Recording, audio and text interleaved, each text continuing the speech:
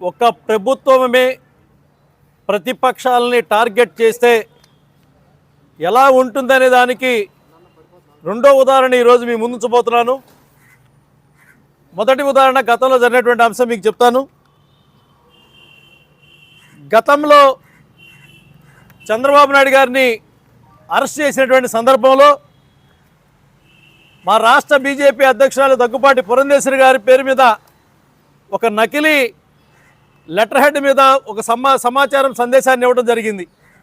రాష్ట్రంలో ఉన్నటువంటి బీజేపీ శ్రేణులందరూ కూడా ఈ అరెస్టును వ్యతిరేకిస్తూ ధర్నాలు చేయమని చెప్పని వెంటనే భారతీయ జనతా పార్టీ ఒక రాజకీయ పార్టీ తెలుగుదేశం పార్టీలో జరిగినటువంటి అంశానికి మాకు సంబంధం లేదని ఖండన ఇస్తూ ఆనాడు ఆ తయారు చేసినటువంటి నకిలీ ఉత్తరం ఏదైతే ఉందో, నకిలీ ఆ లెటర్ హెడ్ మీద చేసినటువంటి మేడం గారు సంతకంతో చేసినటువంటి లెటర్ ఏదైతే ఉందో దాని మీద దర్యాప్తు చేయమని చెప్పని ఇదే సైబర్ క్రైమ్ కంప్లైంట్ చేయడం జరిగింది. మళ్ళీ నిన్న రాష్ట్ర బీజేపీ అధ్యక్షులు పత్రికా ప్రకటన వారు రాజీనామా చేశారు. మొన్న జరిగినటువంటి సంఘటన ఏదైతే ఉందో దానికి బాధ్యత వహిస్తూ చేశారు, లేకపోతే అక్కడ పట్టుకున్నటువంటి ఆ సంధ్య ఏదైతే ఎక్స్పోర్టు సంబంధించినటువంటి కంపెనీ ఉందో ఆ కంపెనీ వాళ్ళకు సంబంధించినటువంటి దాని గురించి వారు మనస్తాపం చెంది చేసినట్టుగా ఒక రాజీనామా లెటర్ని సృష్టించారు. ఇది నకిలీ రిజైన్ లెటర్, నకిలీ Bharatiya Janata party letter head, ఇది చూపించారు లెటర్ హెడ్. అదేవిధంగా సంతకం కూడా నకిలీ సంతకం. ఎందుకు ఇంత కర్మ ఒక భారతీయ జనతా పార్టీ వ్యతిరేకంగా ఈ రాష్ట్రంలో ఉన్నటువంటి వైసీపీ పార్టీ యొక్క సోషల్ మీడియాకు వచ్చిందనేది మా యొక్క ఆవేదన, ఆరోపణ. ఇది ఖచ్చితంగా వాళ్ళు తప్పితే మిగతా వాళ్ళు చేయాల్సినటువంటి అవసరం లేదు. ఎందుకంటే దీని వెనకాల ఉన్నటువంటి అంశాలు కూడా మనకు తెలియాల్సిన అవసరం ఉంది. ఈ రోజున అదే అంశం మీద దర్యాప్తు చేయమని చెప్పని ఏదైతే ఈ నకిలీ రాజీనామా ఉత్తరం మీద దర్యాప్తు చేయమని చెప్పని ఇక్కడ ఈరోజు సైబర్ క్రైమ్ పోలీస్ వారికి మేము ఫిర్యాదు చేయడం జరిగింది. ఈ ఫిర్యాదు ప్రకారం ఇందులో ఉన్నటువంటి అంశాల ప్రకారం ట్విట్టర్ కూడా దగ్గుబాటి పురంధేశ్వరి గారి పేరు మీద బ్లూటిక్తో క్రియేట్ చేశారు. అంటే ఇక ఏ మాత్రం రాజకీయ నాయకుల యొక్క మాటకి, ప్రతిపక్షాల యొక్క మాటకి స్వేచ్ఛ, హక్కులు లేదా అభిప్రాయాలు వెల్లడించేటువంటి అవకాశం కూడా లేదన్నమాట. దీన్ని బట్టి రాత్రే పదవుల్లో ఉన్నోళ్ళు రాజీనామా చేసేస్తారు, రాత్రే నిందారోపణలకి ఆమోదం తెలియజేసేస్తారు.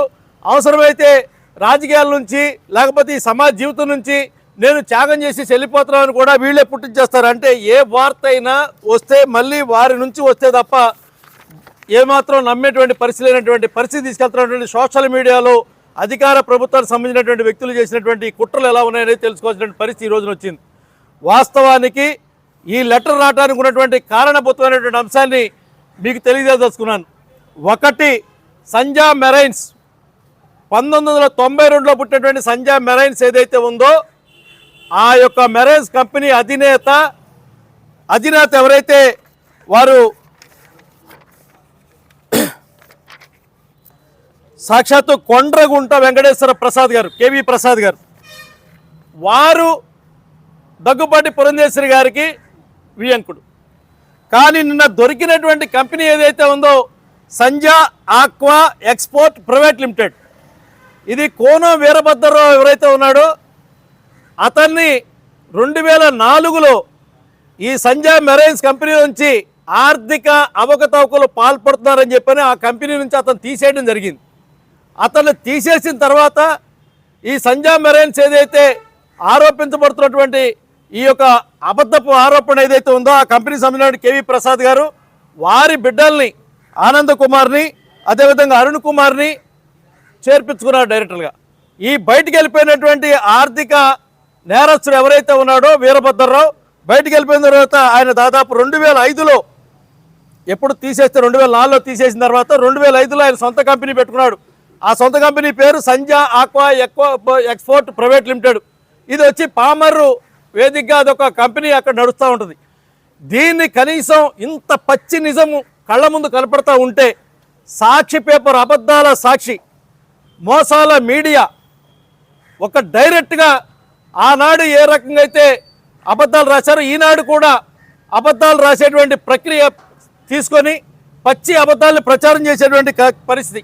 కోన వీరభద్రరావు ఎండీగా ఉన్నటువంటి కంపెనీలో ఆయన కుమారుడు కోటయ్య చౌదరి డైరెక్టర్గా, హరికృష్ణ ఒక డైరెక్టర్గా అన్న కొడుకు, రాంబాబు ఒక దౌడుగా ఒక అన్న కొడుకు, వీళ్ళందరూ కూడా ఎక్కడి వాళ్ళయ్యా అంటే ఈదుమూడి గ్రామం వాళ్ళు.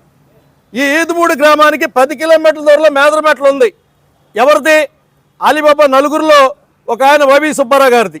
ఆ వైవి సుబ్బారెడ్డి గారికి ఈయనకి పూర్తిగా దగ్గర బంధుత్వం, విజయసాయిరెడ్డి గారికి ఈయనకి దగ్గర బంధుత్వం, సాక్షాత్తు కరోనాలో 50 లక్షల రూపాయలు ఇచ్చినటువంటి ఇంకా దగ్గర దాతృత్వం. అదేవిధంగా ఆ ఊళ్ళో ఉన్నటువంటి పూర్ణచంద్రరావు ఎవరైతే ఉన్నారో అతను ఆ ఊర్లో PACS అధ్యక్షుడు. ఇన్ని రాజకీయంగా సంబంధాలు కలిగినటువంటి వ్యక్తులు, వాళ్ళ దగ్గర వాళ్ళు ఈ ఎక్స్పోర్ట్ కంపెనీలో ఎక్కడో జనవరి 16న బ్రెజిల్ నుంచి బయలుదేరినటువంటిది సాక్ష్యాలన్నీ ఉన్నాయి. ఆ దేశపు అధినేతలకి సందేశాలు పంపించినటువంటి విజయసాయిరెడ్డి గారి ట్విట్టర్లు ఉన్నాయి. ఆ యొక్క బండి ఈ రోజున మార్చి 16, 18 వస్తే దాన్ని సిబిఐ వాళ్ళు పట్టుకుంటే, ఒకవేళ నిజంగా పురంధేశ్వరి గారు వాళ్ళ బంధువులు అయి ఉంటే వీళ్ళు ఎందుకు వెళ్ళి ఆపటం? సిబిఐ వాళ్ళు వస్తే వైసీపీ వాళ్ళు ఎందుకు వెళ్ళి అడ్డం పట్టడం, దాన్ని తీయడానికి వెళ్ళలేదని చెప్పని, వైసీపీ వాళ్ళ కంపెనీ వాళ్ళు ఎందుకు వెళ్ళి సంజయ్ ఆక్వా మెరైన్స్ ఎక్స్పోర్ట్ ఎవరైతే ఉన్నారో వాళ్ళు ఎందుకు వెళ్ళి ఆపటం? ఇవి సాధారణ ప్రజలకు కూడా అర్థమయ్యేటువంటి అంశాలు.